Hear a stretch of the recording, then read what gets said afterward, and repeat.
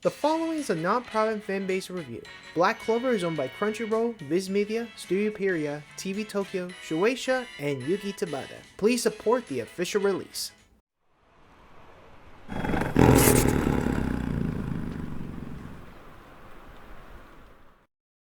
Yami gets beaten by Morgan. Lucius believes he has won, but the Black Bulls arrive, saying that we are just getting started.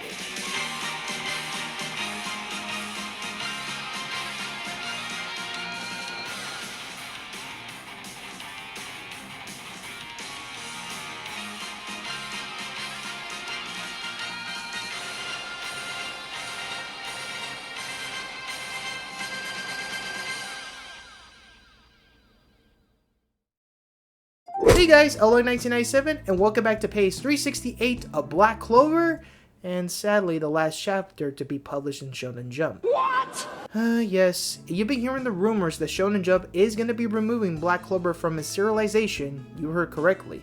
But thankfully, it's not going to get cancelled or anything like that. It's instead going to be moved to his sister magazine, Jump Gigai, which is a magazine that basically releases spin-off titles, one-shot mangas, and even promotional material for the current titles. Black Clover will be resuming its serialization around December 2023 and will be releasing one new chapter every 3 months. So why the sudden change? Well, it's mainly regarding Yuki Tabata himself. Not only he's been dealing with a lot of time constraints with releasing new chapters every week, heck, you can even tell that some parts of the final arc were rushed, especially during the Land of the Sun portions. But he's also dealing with a lot of health issues, not only for himself, but even his family too. So it's understandable why he made this decision, alright? And I pray that he and his family are going to be okay. As for the chapter itself though, things are looking crazy back in the Clover Kingdom. What do I mean by that? Well, let's look over this last chapter together.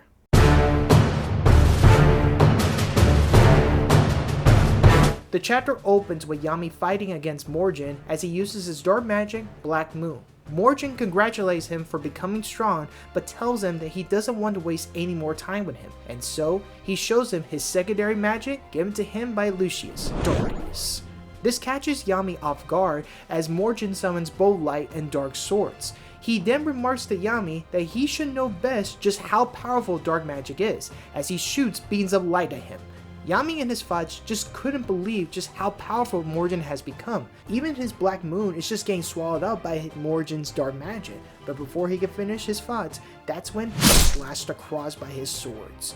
Morgan apologizes to him, but tells him that he is the strongest magic knight. You see what I mean by crazy? I mean, it's no surprise that Morgan was able to attain a second magic thanks to Lucius. Now he's in possession of both light and dark magic, a complete balance of both elements. And not even Yami is able to counter this due to how powerful that dark magic is. And we had to wait until December to find out he's gonna be okay or not? Give me a break. But anyways, while that's happening, Yuno faces against two clones of Lucius while Marx observes the fight, saying that fighting two of them is unreasonable as Yuno is at a disadvantage against Lucius' soul magic. One touch for him and the Neverland spell will disappear, and Lucius' time magic will end them, as we even see the remaining captains struggling against these clones. Lucius then tells them all that it's time to put an end to this world.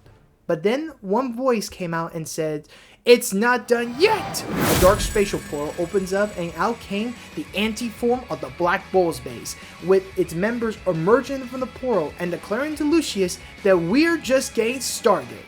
Back with Yami, we see some familiar shadowy hands in front of him, and out came Not an Ichigo. Oh boy, here we go.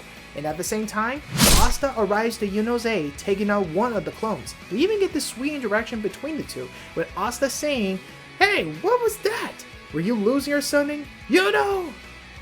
In your dreams. I'm the one who's gonna take that guy out and become the Wizard King! The chapter ends with Asta and Yuno back together to take on their most powerful foe yet, and Lucius giving out this dark look on his face, knowing full well that this will be an epic battle.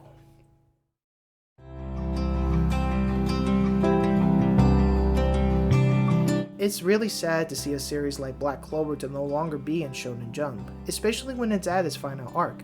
But at the same time, it's understandable given the situation Yuki Tabata is in. Being a mangaka is not an easy job, especially when you had to write a new chapter every week.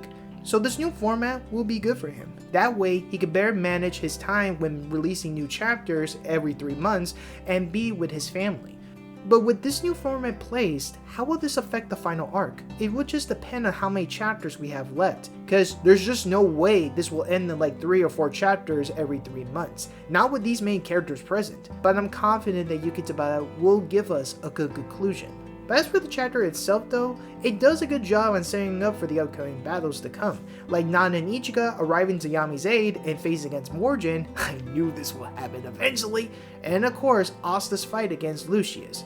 But the downside to the chapter, at least for me, is that we didn't get a chance to see Noelle or Merleona in this chapter, considering that this is the last one to be published on Shonen Jump.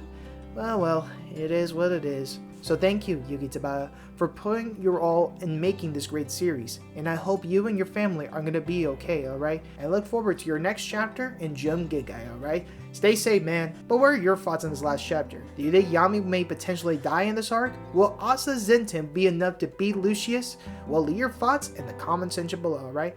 And like I always say, thank you so much for watching, and I'll see you guys next time with either Black Clover related or something else. Don't worry, I'll update you guys soon, alright? Anyways, peace!